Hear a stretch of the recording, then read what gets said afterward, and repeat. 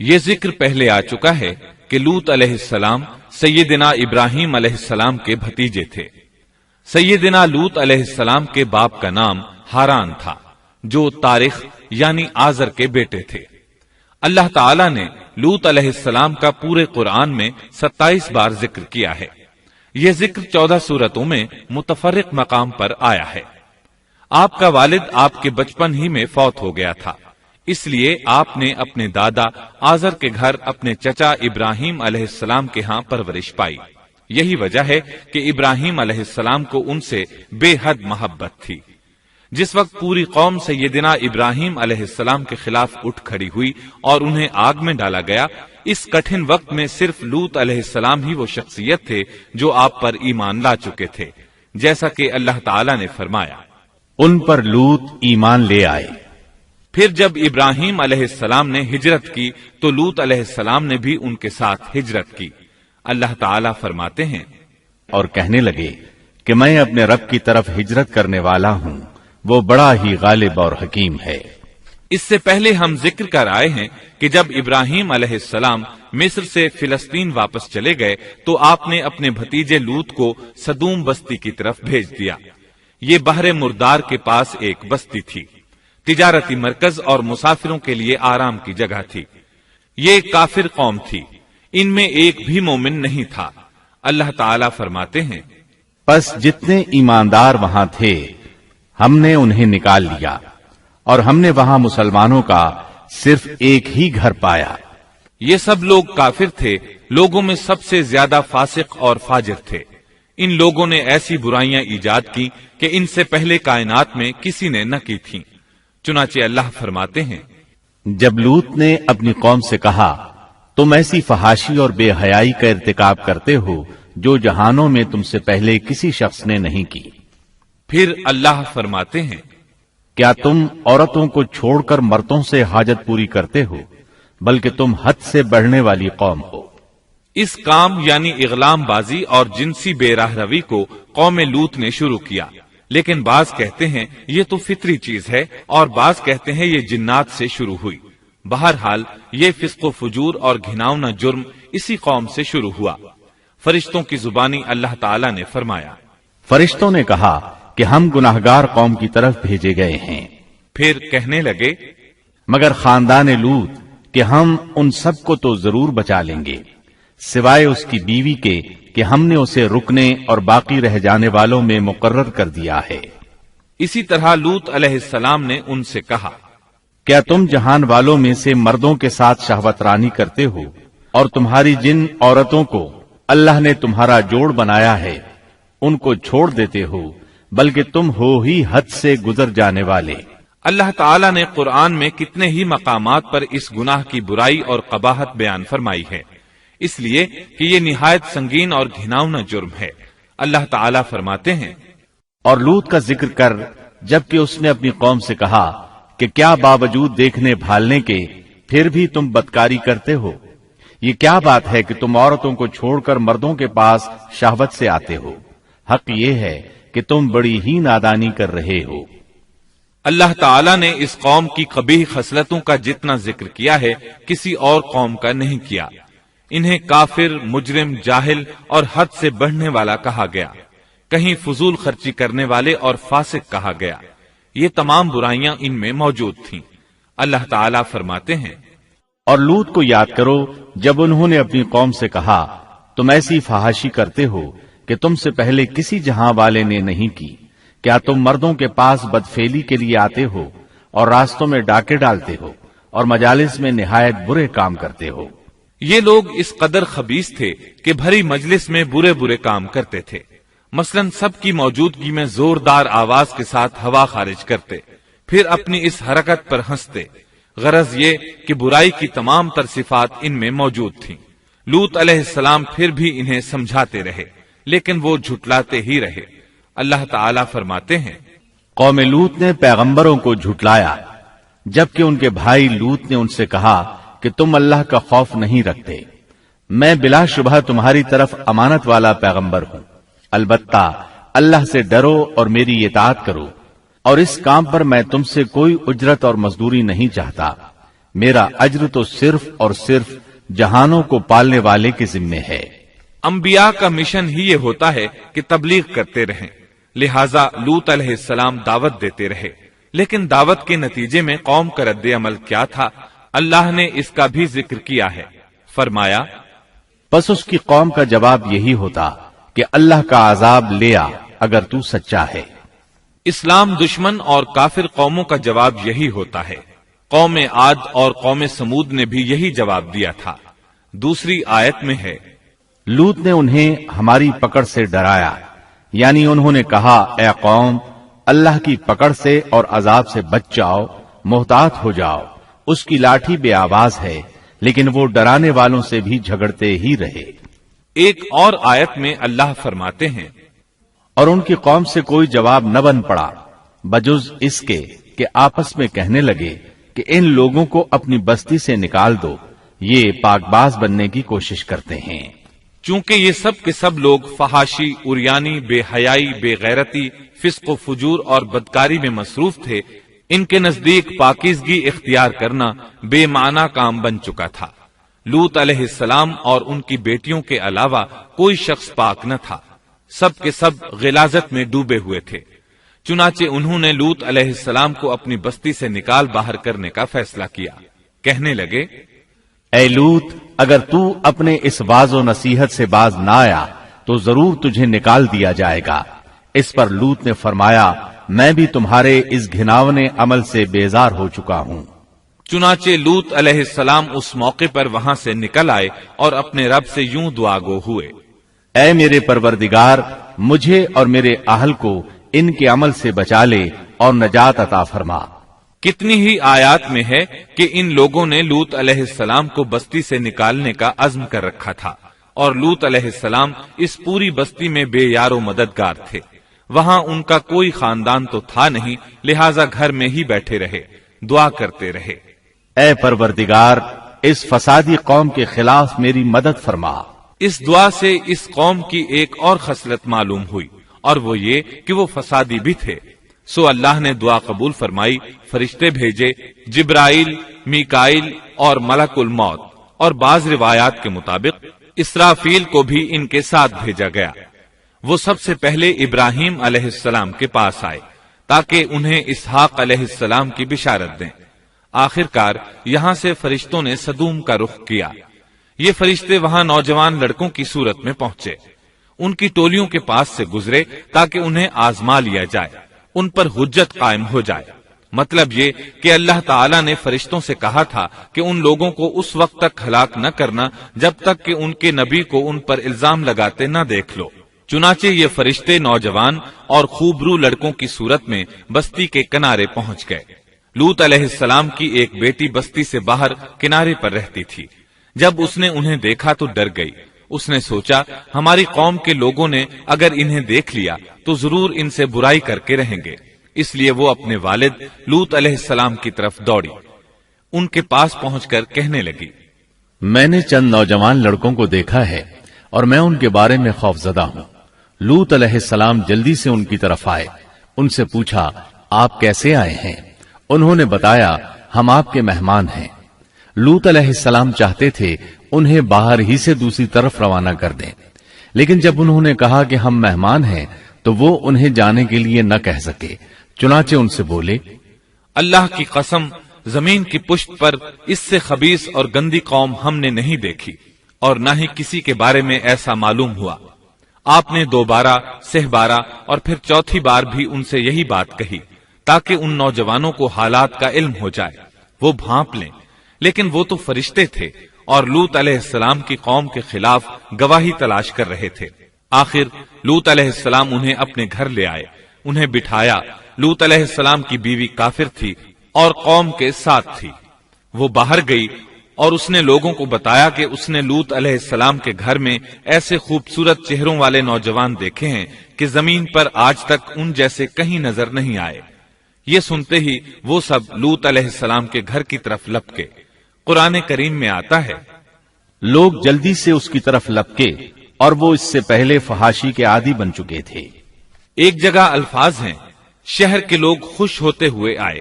وہ اس حد تک فاسق اور فاجر بن چکے تھے کہ خوش ہوتے ہوئے وہاں آئے تاکہ ان خوبصورت لڑکوں سے لذت حاصل کر سکیں۔ یہ گھر کے سامنے پہنچ گئے تو لوط علیہ السلام انہیں روکنے کے لیے گھر سے نکلے۔ ان سے فرمایا، اے میری قوم، تمہاری خواہش کے لیے میری بیٹیاں موجود ہیں، یعنی قوم کی عورتیں موجود ہیں۔ نبی قوم کا باپ ہوتا ہے، اس کی بیویاں قوم کی مائیں اور قوم کی عورتیں اس کی بیٹیاں شمار ہوتی ہیں، جیسا کہ سورہ ہود میں آتا ہے۔ کہنے لگے، اے میری قوم، میری یہ بیٹیاں تمہارے لیے پاکیزگی کا باعث ہیں، لہذا اللہ سے ڈرو اور مجھے میرے مہمانوں کے بارے میں رسوا نہ کرو۔ کیا تم میں کوئی بھلا شخص موجود نہیں؟ آپ کی بات کے جواب میں انہوں نے کیا جواب دیا؟ قرآن مجید میں آتا ہے، کہنے لگے، لوط، تو جانتا ہے تیری بیٹیوں یعنی قوم کی عورتوں سے ہمیں کوئی سروکار نہیں، ہم جو چاہتے ہیں تمہیں خوب معلوم ہے۔ لوط کہنے لگے، کاش میرے پاس کوئی قوت ہوتی یا میں کسی مضبوط پناہ میں ہوتا۔ لوط علیہ السلام کے پاس کچھ بھی تو نہیں تھا، صرف ان کی اپنی بیٹیاں ان پر ایمان لائی تھیں، یہاں تک کہ ان کی بیوی بھی کافر تھی۔ بخاری اور مسلم کی روایت ہے، نبی کریم صلی اللہ علیہ وسلم نے فرمایا، اللہ تعالیٰ لوط پر رحمت فرمائے، وہ اللہ تعالیٰ کی طرف پناہ لیتے تھے۔ مفسرین کا کہنا ہے کہ لوط علیہ السلام کے بعد اللہ نے جو نبی بھیجا وہ کسی اونچے خاندان اور قبیلے کا چشم و چراغ ہوتا تھا جو اس کی حفاظت کرنے کے قابل ہوتا تھا۔ لوط علیہ السلام کے ساتھ کوئی مددگار نہیں تھا۔ ایک دوسرے مقام پر اللہ تعالیٰ فرماتے ہیں، اور شہر کے لوگ خوش ہوتے ہوئے آئے۔ لوط نے کہا، یہ میرے مہمان ہیں، مجھے رسوا نہ کرو، اللہ سے ڈرو اور مجھے ذلیل نہ کرو۔ انہوں نے کہا، کیا ہم نے تجھے جہان والوں کے بارے میں منع نہیں کیا؟ یعنی انہوں نے آپ کو تبلیغ وغیرہ سے بھی روک دیا تھا۔ لوط نے کہا، اگر خواہش پوری کرنا چاہتے ہو تو میری بیٹیاں یعنی قوم کی عورتیں موجود ہیں، ان سے کر لو۔ اے پیغمبر، تیری عمر کی قسم، وہ لوگ اپنی مدہوشی میں مست تھے۔ اللہ تعالیٰ نے کسی انسان کی عمر کی قسم نہیں کھائی سوائے نبی کریم صلی اللہ علیہ وسلم کے، اور یہ اعزاز آپ کے شرف، عزت اور تکریم پر دلیل ہے۔ اب ان لوگوں نے گھر میں داخل ہونے کی تیاری کر لی۔ ادھر لوط علیہ السلام نے اپنے تینوں مہمانوں کی طرف دیکھا۔ آپ ان کے لیے فکر مند تھے، لیکن وہ یہ دیکھ کر حیران ہوئے بغیر نہ رہے کہ وہ تینوں بالکل بے فکر بیٹھے تھے۔ اس وقت کی کیفیت اللہ تعالیٰ نے قرآن مجید میں یوں بیان فرمائی ہے، لوط کہنے لگے، تم لوگ تو کچھ انجان سے معلوم ہو رہے ہو۔ اس پر وہ کہنے لگے، ہم تو تیرے پاس وہ فیصلہ لائے ہیں جس میں اس قوم کو شک تھا، اور ہم تیرے پاس حق لے کر آ چکے ہیں، اور بے شک ہم سچے ہیں۔ سورۃ العنکبوت میں اللہ تعالیٰ فرماتے ہیں، فرشتوں نے کہا، اے لوط، نہ ڈر اور غم نہ کھا، یقیناً ہم تجھے اور تیرے اہل کو سوائے تیری بیوی کے نجات دیں گے، وہ پیچھے رہ جانے والوں میں سے ہوگی۔ ہم اس بستی والوں پر ان کے گناہوں کے سبب آسمان سے عذاب نازل کرنے والے ہیں۔ انہوں نے یہ بھی کہا، کہنے لگے، اے لوط، ہم اللہ کے بھیجے ہوئے فرشتے ہیں، یہ لوگ تجھ تک نہ پہنچ پائیں گے، یعنی تجھے تکلیف نہیں پہنچا سکیں گے۔ پھر ان میں سے ایک شخص نے اندر داخل ہونے کی کوشش کی۔ جبریل اٹھے، انہیں ایک ایسی ضرب لگائی کہ تمام کے تمام اوندھے ہو گئے۔ اس بارے میں اللہ کا فرمان ہے، انہوں نے لوط کو اس کے مہمانوں کے بارے میں پھسلانے کی کوشش کی تو ہم نے ان کی آنکھیں مٹا ڈالی۔ اللہ تعالیٰ سورۃ القمر میں فرماتے ہیں، فذوقوا عذابی ونذر، پس میرا عذاب اور ڈرانا چکھو۔ وہ دھمکیاں دینے لگے اور واپس جاتے ہوئے کہنے لگے، ہم تجھ سے کل نبٹ لیں گے۔ انہوں نے سزا محسوس بھی کر لی لیکن پھر بھی توبہ نہ کی۔ اس وقت فرشتوں نے کہا، یقیناً ان کے وعدے کا وقت صبح کا ہے، اور کیا صبح بالکل قریب نہیں؟ صبح تک انہیں مہلت مل گئی۔ فرشتوں نے کہا، اے لوط، اپنے اہل کو رات کے حصے میں لے کر نکل جا اور ان کے پیچھے پیچھے تو چل، اور تم میں سے کوئی پیچھے مڑ کر نہ دیکھے، اور جہاں تمہیں حکم ہو چلے جاؤ۔ اور ہم نے اسے وہ فیصلہ سنا دیا کہ صبح ہوتے ہی اس قوم کی جڑ کاٹ دی جائے گی۔ اسی طرح اللہ تعالیٰ سورۃ الشعراء آیت 170 اور 171 میں فرماتے ہیں، ہم نے اسے اور اس کے تمام اہل کو نجات دی سوائے اس کی بیوی کے جو پیچھے رہنے والوں میں سے تھی۔ سورۃ القمر میں اللہ تعالیٰ فرماتے ہیں، تمام ہلاک ہو گئے سوائے لوط کی آل کے، انہیں ہم نے صبح سحری کے وقت یعنی رات کے آخری حصے میں نجات دی، یہ ہمارا احسان تھا اور اسی طرح ہم شکر گزاروں کو بدلہ دیتے ہیں۔ چنانچہ لوط علیہ السلام نکل کھڑے ہوئے، ان کے ساتھ ان کی صرف 2 بیٹیاں تھیں، وہ بستی سے نکل گئے، پھر صبح ہوئی، روشنی پھیلنے لگی تو عذاب آ گیا، اور صبح سویرے ہی انہیں ٹھہرنے والے عذاب نے آ لیا، پس تم میرے عذاب اور ڈرانے کا مزہ چکھو۔ یہ عذاب کیسا تھا؟ جبریل علیہ السلام آئے، اپنا پر زمین کے نیچے داخل کیا، اس مکمل بستی کو اکھیڑا اور آسمان کی طرف اٹھا کر لے گئے۔ کہا جاتا ہے کہ فرشتوں نے اس بستی کے مرغوں کی اذان اور کتوں کے بھونکنے کی آوازیں سنی اور لوگوں نے فرشتوں کی تسبیح سن لی۔ جبریل علیہ السلام نے ایک چیخ ماری، سب بجھی ہوئی آگ کی طرح ہو گئے، پھر مکمل بستی کو پکڑ کر الٹا دیا، ہر ایک کے لیے آسمان میں پتھر تیار تھا، بہرحال اس کو زمین پر دے مارا۔ اللہ تعالیٰ سورہ ہود میں فرماتے ہیں، پس جب ہمارا حکم آیا تو ہم نے اس کا اوپر والا حصہ نیچے کیا اور ان پر کنکریلے پتھر برسائے جو تہ بتہ تھے، تیرے رب کی طرف سے نشاندار تھے اور وہ ان ظالموں سے کچھ دور نہیں تھے۔ سورۃ الحجر میں اللہ فرماتے ہیں، روشنی ہوتے ہی انہیں بڑے زور کی چیخ نے پکڑ لیا، پھر ہم نے اس کا بلند حصہ نیچے کیا اور ان پر کنکر والے پتھر برسائے۔ سورۃ الشعراء میں اللہ فرماتے ہیں، اور ہم نے ان پر ایک خاص قسم کا می برسایا، پس بہت ہی برا می تھا جو ڈرائے گئے ہوئے لوگوں پر برسا۔ یہ ماجرا بھی سراسر عبرت ہے، ان میں سے بھی اکثر مسلمان نہ تھے۔ بے شک تیرا پروردگار وہی ہے غلبے والا، مہربانی والا۔ سورۃ النجم میں اللہ فرماتے ہیں، اور اس نے الٹائی ہوئی بستیاں گرا دی، پھر ان کو اس چیز سے ڈھانپا جس سے بھی ڈھانپا، مطلب یہ کہ ان پر پتھروں کی بارش برسائی، پس تم اپنے رب کی کون کون سی نعمتوں میں جھگڑو گے۔ یہ شخص بھی پہلے ڈرانے والوں کی طرح ایک ڈرانے والا ہے۔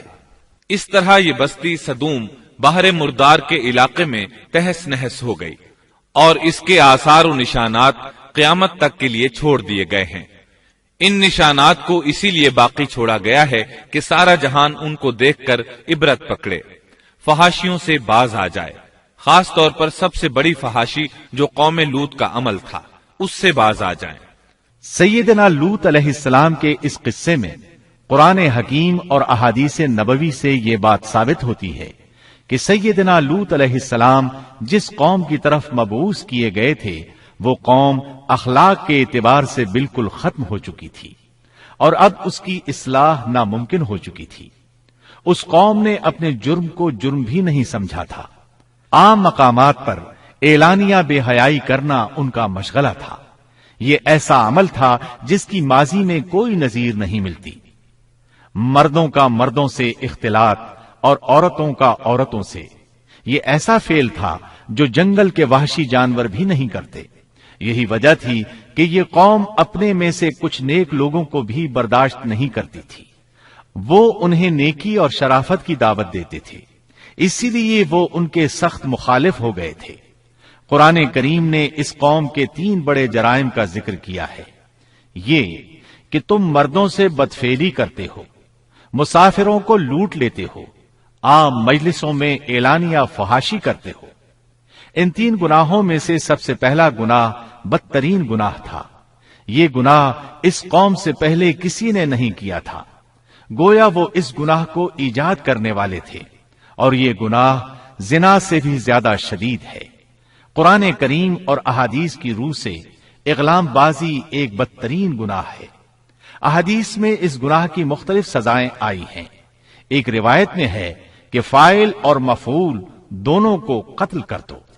بستی سدوم عذاب کے نزول سے قبل کن حالات سے دوچار تھی، سورۃ الزاریات آیت 35 اور 36 میں یوں بیان ہوا ہے، پھر ہم نے ان سب لوگوں کو نکال لیا جو اس بستی میں مومن تھے، یعنی لوط علیہ السلام اور ان پر ایمان لانے والے.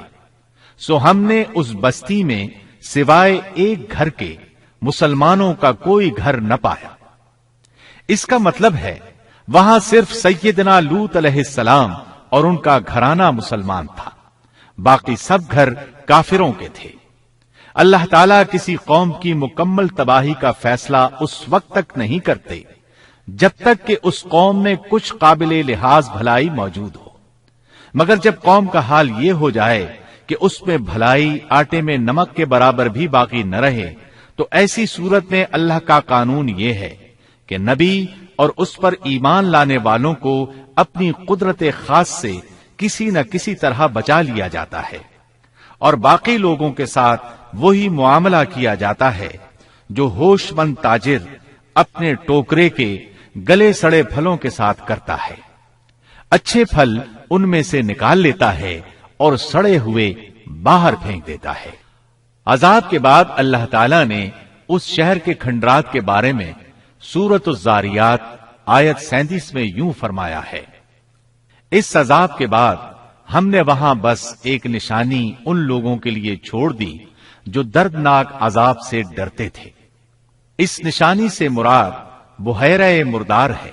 اس کا جنوبی علاقہ آج بھی ایک عظیم تباہی کے آثار پیش کر رہا ہے. ماہرین آثار قدیمہ کا خیال ہے کہ قوم لوط کے 5 بڑے شہر شدید زلزلے سے زمین میں دھنس گئے تھے اور ان کے اوپر بحیرہ مردار کا پانی پھیل گیا تھا.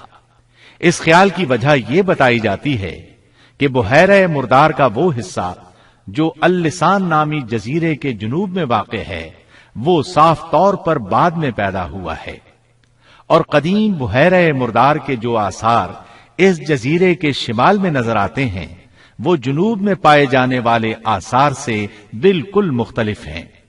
ماہرین آثار قدیمہ نے اس سے یہ بات اخذ کی ہے کہ جنوب کا حصہ پہلے اس بحیرہ کی سطح سے بلند تھا، بعد میں زلزلے سے دھنس کر زمین کے نیچے چلا گیا. اس دھنسنے کا زمانہ بھی 2000 برس قبل مسیح کے قریب معلوم ہوتا ہے، اور یہ زمانہ تاریخ کے اعتبار سے سیدنا ابراہیم علیہ السلام اور سیدنا لوط علیہ السلام کا زمانہ ہے. 1965 عیسوی میں آثار قدیمہ کی ایک امریکی ٹیم کو اللسان جزیرے پر ایک بہت بڑا قبرستان ملا. اس میں 20,000 سے زائد قبریں تھیں. اس سے اندازہ ہوتا ہے کہ قریب ہی کوئی بڑا شہر آباد تھا. اس لیے عین ممکن ہے کہ جس شہر کا یہ قبرستان ہے وہ بحیرہ میں غرق ہو چکا ہو. بحیرہ کے جنوب میں جو علاقہ ہے اس میں اب بھی ہر طرف تباہی کے آثار موجود ہیں، اور زمین میں گندھک، رال، کول تار اور قدرتی گیس کے اتنے بڑے ذخائر پائے گئے ہیں کہ ان کو دیکھ کر یقین ہو جاتا ہے کہ کسی وقت بجلیوں کے گرنے سے یا آتش فشاں کا لاوا نکلنے سے یہاں آگ پھٹ پڑی تھی. اللہ تعالیٰ سورہ ہود کی آیت 83 میں ارشاد فرماتے ہیں: پتھراؤ کا یہ عذاب آج بھی ظالموں سے دور نہیں. مطلب یہ کہ جو قوم اس قوم کی طرح ظلم اور بے حیائی پر جم جائے وہ اپنے آپ کو اس جیسے عذاب سے دور نہ خیال کرے.